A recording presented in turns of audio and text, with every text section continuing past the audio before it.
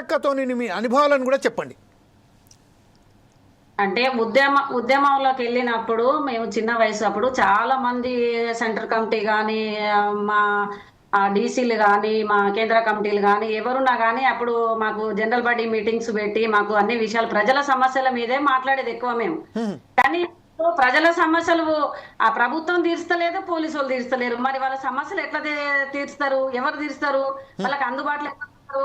మరి నక్సలిజాన్ని ఇంత అంతం చేస్తే అంటే ప్రజలు కూడా ఎట్లా ఊరుకుంటారు? ప్రజలు కూడా అదే ఛత్తీస్గఢ్ లో ఒకసారి జరిగినప్పుడు ఒక అన్న చనిపోయినప్పుడు ప్రజలు కూడా వెంబడించి పోలీసు బలగాలను ఉర్రూతలూగించారు. మరి ఆ ప్రజలు కూడా ఎందుకు సైలెంట్ ఉంటారు అనేది నాకు ఒక ఆలోచన పడింది సార్.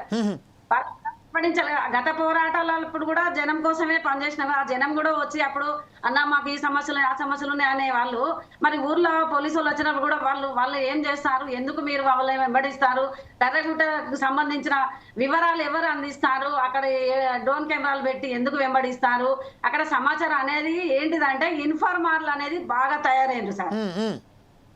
ఇన్ఫార్మర్లు ఇప్పుడు ఆ సిచ్యువేషన్ లో కూడా నేను ఉద్యమంలో ఉన్నా.